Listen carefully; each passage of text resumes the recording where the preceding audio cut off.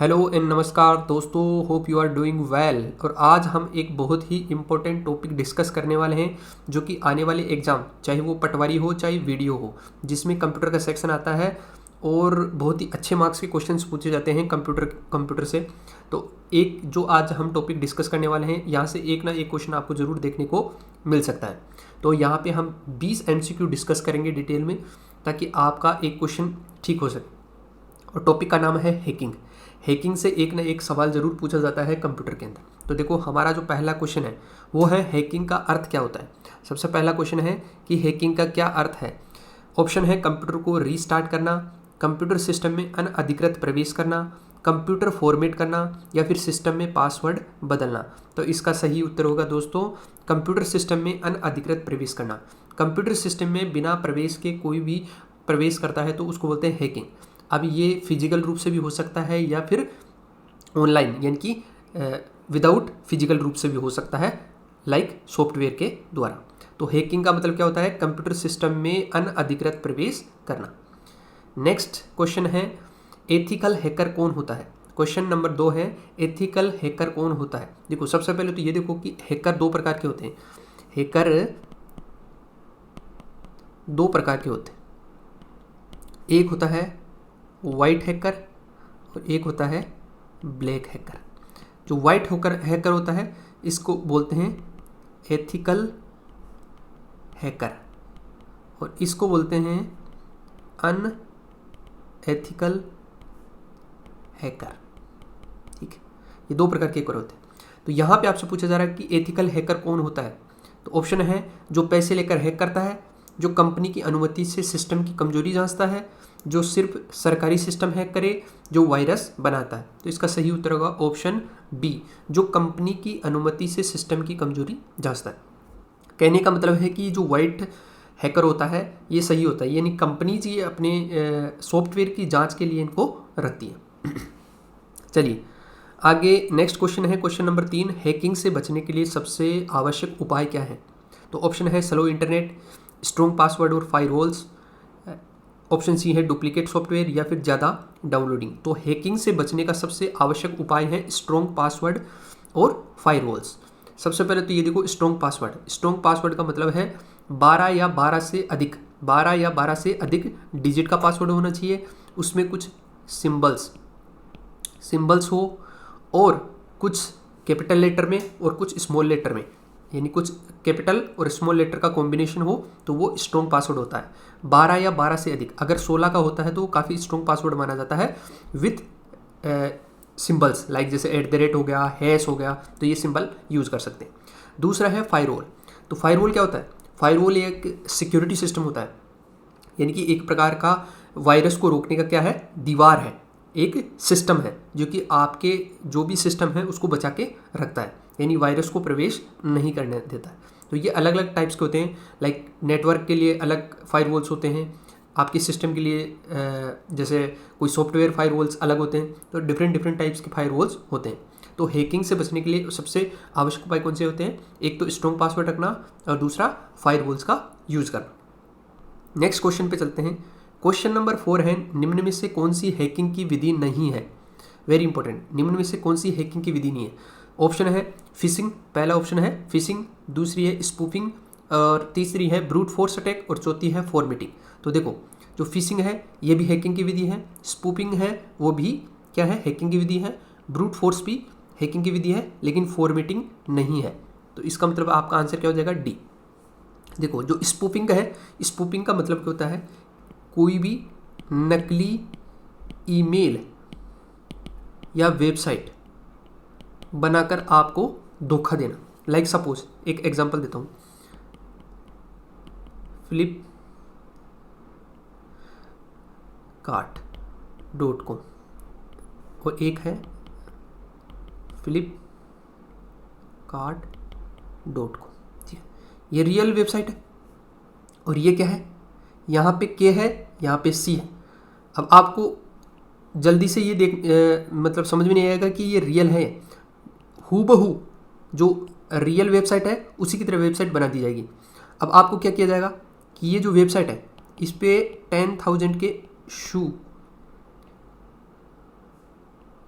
जो शूज़ थे उनको यहाँ पे कट करके 1500 रुपये कर दिए जाए। आपको लगेगा कि यार इतना बड़ा ऑफर चल रहा है और आपको लिंक सेंड कर दिया जाएगा। आप लिंक से यहाँ पे जाओगे और आपको लगेगा कि तो रियल वेबसाइट है और आप ये पेमेंट कर दोगे तो ये आपका पैसा गया। तो इसी को बोलते हैं फिशिंग करना, यानी कि आपको धोखा दिया गया है नकली वेबसाइट बना के। दूसरा है स्पूफिंग। स्पूफिंग का मतलब देखो, मैं अभी बताता हूँ कि अभी कुछ टाइम पहले जो पेटीएम है, पेटीएम की एक स्पूफिंग ऐप बनाई गई। अब क्या करते थे कि सपोज कि आपने कोई दुकानदार से सामान लिया 500 रुपये का, ठीक है, और उसका अब उसके पास क्यूआर कोड है। क्यूआर कोड को क्या करोगे आप, स्कैन करोगे। तो इस ऐप के द्वारा किया और ये पेटीएम, जैसे पेटीएम दिखता है उसी के हुबहू दिखता है। आपने पेमेंट कर दिया, पेमेंट करने के बाद में यहाँ पे लिखा हुआ सक्सेस, जिस प्रकार से पेटीएम में आता ना 500 रुपीज़ जो लिखा हुआ था वैसे दिखेगा। अब दुकानदार को क्या लगेगा कि हो गया। और इसी के बाद में जो स्पीकर वाला सिस्टम है वो लेके आए हैं, चाहे वो फ़ोनपे हो चाहे पेटीएम हो, इन सभी ने क्या किया, स्पीकर लगा दिया। यानी कि जैसे ही क्या होगा, पेमेंट होगा तो वो क्या होगा, आवाज़ सुनाई देगी कि सक्सेसफुली पेमेंट। तो अब ये जो स्पूफिंग वाला था ये गड़बड़ा गया। तो इस प्रकार से क्या कर दिया सकता है, जो हुबहू ऐप बना के आपको क्या किया जा सकता है, धोखा दिया जा सकता है। तीसरा है ब्रूट फोर्स अटैक। ये पूछा जा सकता है, काफ़ी इंपॉर्टेंट है। ब्रूट फोर्स में क्या किया जाता है कि जैसे ज़्यादातर लोग क्या है, पासवर्ड रखते हैं 1 2 3 4 5 6 ऐसे पासवर्ड रखते हैं ज़्यादातर लोग, या फिर उल्टा सीधा कर देते हैं। तो ये क्या करते हैं, इसी सॉफ्टवेयर के माध्यम से इनके कॉम्बिनेशंस बनाते हैं। जैसे 1 बना दिया, फिर ये तो है ही, फिर यहाँ पे 2 की जगह 3 रख देंगे, फिर 2, फिर 4 5 6 ऐसे बहुत सारे कॉम्बिनेशंस बना के क्या करते हैं, ट्राई करते हैं, तो कोई ना कोई बैठ जाता है। तो इसको बोलते हैं ब्रूट फोर्स अटैक। तो ये हैकिंग की 3 विधियां हैं, फिशिंग, स्पूपिंग, ब्रूट फोर्स अटैक, ठीक है। नेक्स्ट क्वेश्चन पे चलते हैं, question number 5, black hat hacker. अभी मैंने बताया था कि 2 प्रकार के होते हैं, एक होता है वाइट और एक होता है ब्लैक। तो जो ब्लैक हैट हैकर क्या करता है, तो कानून के अनुसार कार्य करता है, कंपनी के लिए टेस्टिंग करता है, गैर कानूनी रूप से सिस्टम हैक करता है, या फिर एंटीवायरस बेचता है। तो इसका सही उत्तर होगा गैर कानूनी रूप से सिस्टम हैक करता है। तो ज़्यादातर लोग जो वेबसाइट्स हैक करते हैं बिना परमिशन के, उनको बोलते हैं गैर कानूनी रूप से सिस्टम हैक करना, और यानी वो होते हैं black hat hack. Question number 18, dark web का उपयोग अक्सर किस कार्य के लिए किया जाता है। डार्क वेब का उपयोग अक्सर किस कार्य के लिए किया जाता है, सामान्य ब्राउजिंग, अवैध गतिविधियाँ, ब्लॉगिंग, या फिर सोशल मीडिया। तो सबसे पहले तो ये समझो कि ये डार्क वेब होता क्या है। देखो, जो वेब है वो 3 प्रकार का होता है। एक होता है सरफेस वेब, दूसरा होता है डीप वेब, और तीसरा होता है डार्क वेब, ठीक है। अब देखो, जो सरफेस वेब है इसको हम नॉर्मल ब्राउज़र जैसे कि क्रोम हो गया, iOS में देख के तो सफारी हो गया, इन ब्राउज़र से क्या कर सकते हैं, एक्सेस कर सकते हैं। लाइक जैसे कि वेबसाइट्स आपने खोली amazon.in, amazon.com, flipkart.com, ऐसी वेबसाइट्स को नॉर्मली एक्सेस करना, इसको बोलते हैं सरफेस वेब। दूसरा आता है डीप वेब। डीप वेब के अंदर क्या होता है, सब रहता तो यही है सरफेस वेब ही, लेकिन इसमें लॉगिन जरूरी रहता है। यानी पहले आप साइन अप करेंगे और उसके बाद में क्या करेंगे, आप लॉगिन करेंगे। तो यानी इसमें लॉगिन क्रेडेंशियल जरूरी होता है डीप वेब में। और इसको भी आप आम ब्राउज़र से जैसे कि क्रोम हो गया या सफारी हो गया या फायरफॉक्स हो गया, तो उनसे आप क्या कर सकते हो, एक्सेस कर सकते हो। फिर है डार्क वेब। डार्क वेब क्या है, छुपी हुई और गैर कानूनी साइट्स होती है। छुपी हुई और गैर कानूनी वेबसाइट्स, और ये केवल टोर ब्राउज़र, टोर एक ब्राउज़र आता है उसी से एक्सेस की जा सकती है। और एक यहाँ पे डिस्क्लेमर है, ध्यान रखना, do not access dark web using Tor, क्योंकि ये आपका जो डेटा है वो क्या कर सकता है, यहाँ पे भेज सकता है। तो ये एक प्रकार से गलत है। तो ये टोर ब्राउज़र से क्या कर सकते हैं, कर सकते हैं। तो ये 3 सरफेस हो गए वेब। तो आप देखो, सामान्य ब्राउजिंग, अवैध गतिविधियाँ, ब्लॉगिंग और सोशल मीडिया, तो इससे होती है अवैध गतिविधियाँ। अब अवैध गतिविधियों में क्या हो सकता है? अवैध गतिविधियों में हो सकता है जैसे बिटकॉइन है, बिटकॉइन की अवैध बिक्री हो सकती है। इसके अलावा कोई जैसे चाइल्ड पोर्नोग्राफी है, ऐसी एक्टिविटीज़ होती है। इसके अलावा कुछ हैकिंग या रैंसमवेयर जैसी घटनाएं होती हैं। तो इसका मतलब क्या हो गया? अवैध गतिविधि होती है डार्क वेब के माध्यम से। चलो question number 19, zero day attack क्या है? पहले से ज्ञात खामी पर हमला करना, बिना किसी तैयारी के हमला करना, नए पाए गए सॉफ्टवेयर बग का फ़ायदा उठाना, या शनिवार को हमला करना। तो जीरो डे अटैक का मतलब होता है नए पाए गए सॉफ्टवेयर बग। सपोज कि कोई सॉफ्टवेयर है, उसमें कोई बग है, और उस बग का जैसे ही किसी कंपनी को पता चलता है, उससे पहले ही अटैकर या हैकर क्या कर देता है? उसका फ़ायदा उठा के क्या कर देता है? उस पर अटैक कर देता है या उसको हैक कर देता है। तो उसको बोलते हैं जीरो डे अटैक। ठीक है, नेक्स्ट क्वेश्चन है और लास्ट क्वेश्चन है, क्वेश्चन नंबर 20, हैकिंग को कानूनी रूप से नियंत्रित करने के लिए भारत में कौन सा अधिनियम लागू है? Indian civil code, information technology act 2000, IPC section 307, या फिर डिजिटल इंडिया कोड। तो इसका सही उत्तर है option B, information technology act 2000। तो ये हमारे 20 इंपॉर्टेंट एमसीक्यूज थे जिनके बारे में हमने डिटेल से देखा। अब यहाँ से एक ना एक क्वेश्चन आपको आपके एग्ज़ाम में देखने को मिल सकता है, चाहे पटवारी हो या फिर वीडियो या अन्य एग्ज़ाम्स जहाँ पे कंप्यूटर का सेक्शन रहता है। तो इसी प्रकार से हम और भी इम्पोर्टेंट टॉपिक्स के एमसीक्यू करेंगे, जैसे कि आपका जो 30 नंबर का पोर्शन है, 30 मार्क्स का जो पोर्शन है, किसमें? पटवारी में और वीडियो में, वो क्या हो सके? कंप्लीट हो सके। ठीक है, तो आप चैनल को सब्सक्राइब कर लें और वीडियो अच्छा लगा तो एक लाइक और शेयर जरूर करें।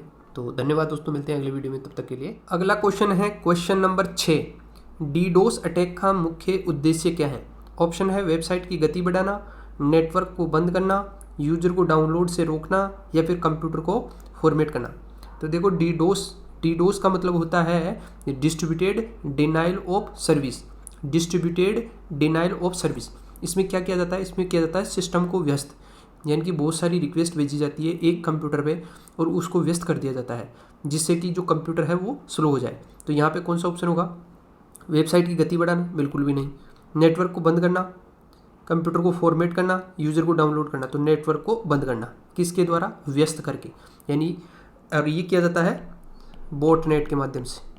बहुत सारे बोटनेट्स के माध्यम से क्या किया जाता है? बहुत सारी रिक्वेस्ट भेजी जाती है किसी एक कंप्यूटर पर, जिससे कि वो क्या हो जाए? क्रैश हो जाए या व्यस्त हो जाए। तो ये है डीडोस अटैक। और एक इम्पोर्टेंट फैक्ट बताता हूँ कि 2016 में एक वेबसाइट है DNS, डोमेन नेम सर्वर, इस पर क्या किया गया था? यही अटैक किया गया था, डीडोस अटैक किया गया था। अब इसका क्या काम होता है? जैसे आपने देखा होगा Amazon.com, ये इसी के द्वारा चलता है। Flipkart.com, कोई भी वेबसाइट जो है वो DNS से ही चलती है। तो 2016 में इस पर अटैक हो गया था, जिससे ये सभी जो वेबसाइट्स हैं बंद हो गई थी। और ये किसके द्वारा हुआ था? ये डीडोस अटैक के द्वारा ही किया गया था। अगला क्वेश्चन है फिशिंग का मतलब क्या है? ईमेल के माध्यम से धोखाधड़ी करना, वेबसाइट डिजाइन करना, फाइल एक्सट्रैक्ट करना, या वेबसाइट को बंद करना। तो इसका सही उत्तर है ईमेल के माध्यम से धोखाधड़ी करना। ईमेल के माध्यम से आपको एक लिंक सेंड करके क्या करते हैं? धोखाधड़ी करते हैं आपसे, तो उसी को बोलते हैं फिशिंग। नेक्स्ट क्वेश्चन है क्वेश्चन नंबर 8, SQL इंजेक्शन से किसे खतरा होता है? ऑपरेटिंग सिस्टम को, डेटाबेस को, एंटीवायरस को, या हार्डवेयर को? तो इसका सही उत्तर है डेटाबेस को। SQL इंजेक्शन के द्वारा डेटाबेस को खतरा होता है। देखो, जैसे हम क्या करते हैं, हमारे पास क्या होता है? यूज़र नेम, यहाँ पे होता है हमारा पासवर्ड, और यहाँ पे होता है हमारा सबमिट बटन। ठीक है, हम क्या करते हैं? जैसे सपोज कि फेसबुक है, तो क्या करेंगे? हम यूज़र नेम डालेंगे, पासवर्ड डालेंगे और सबमिट कर देंगे। अभी इस SQL इंजेक्शन में क्या किया जाता है? इस SQL इंजेक्शन की एक खामी थी। ये MySQL एक डेटाबेस आता है, उसमें एक खामी थी क्या? कि यहाँ पे जैसे यूज़र नेम तो क्या है, सभी को पता चल जाता है। सपोज कि किसी का यूज़र नेम है ABC123, ये यूज़र नेम तो सभी को पता चल जाता है, ठीक है।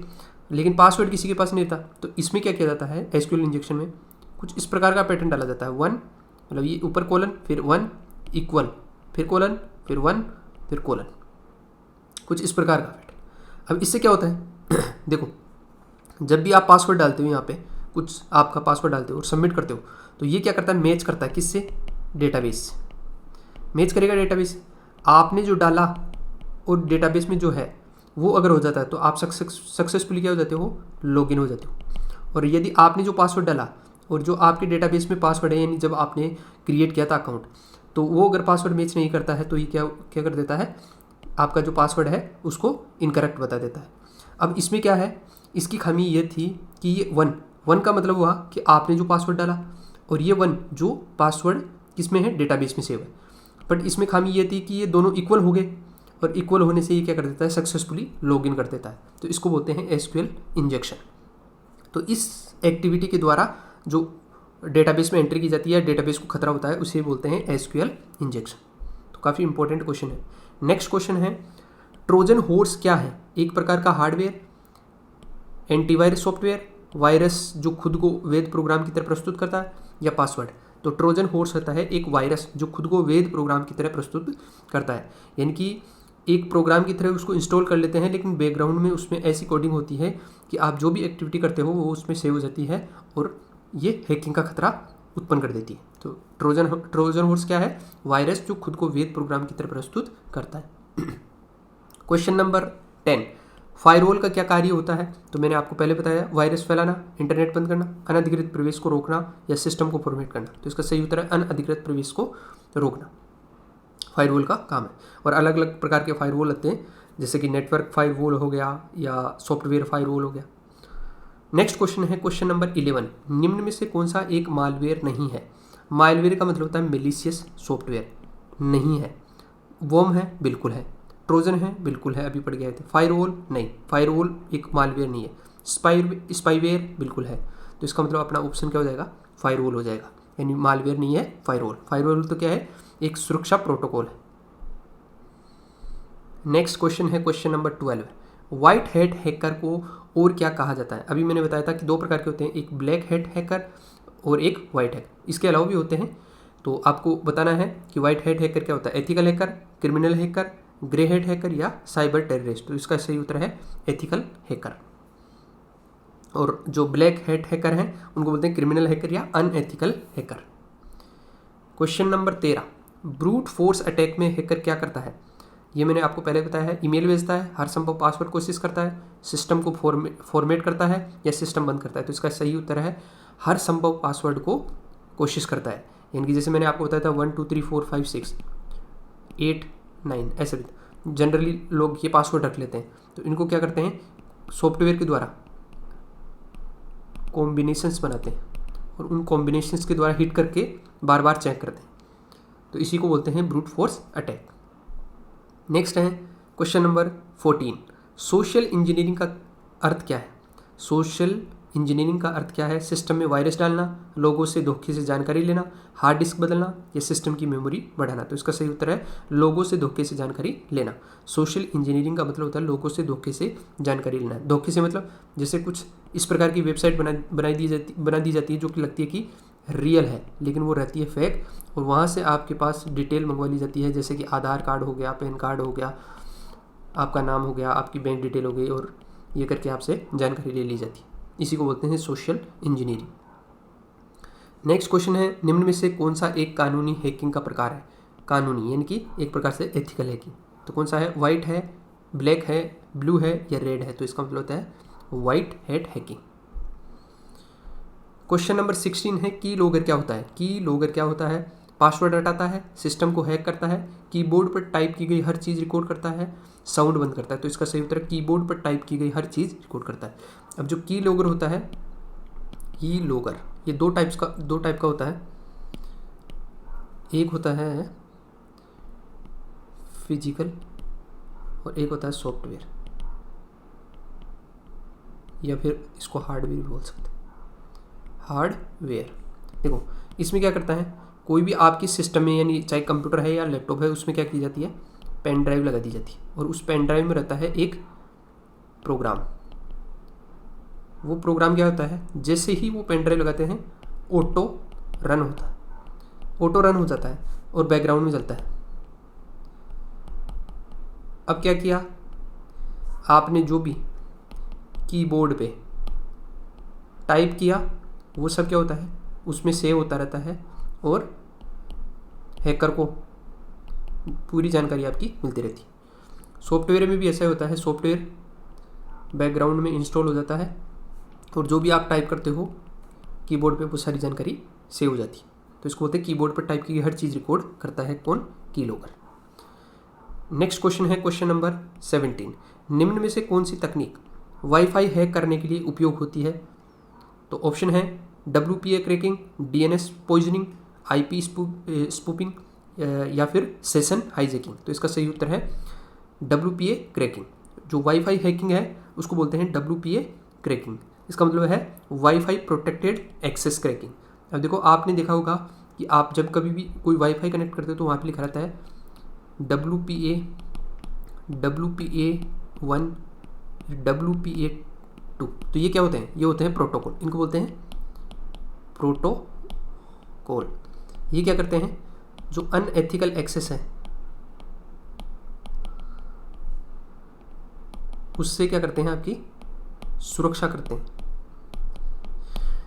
यानी ये जो प्रोटोकॉल है वो ज़्यादा सुरक्षित है, फिर इससे कम ये है और इससे कम ये है। तो ये क्या है, एक प्रकार का प्रोटोकॉल है। तो वाईफाई हैकिंग करने के लिए उपयोग होती है WPA cracking, WiFi protected access. Next है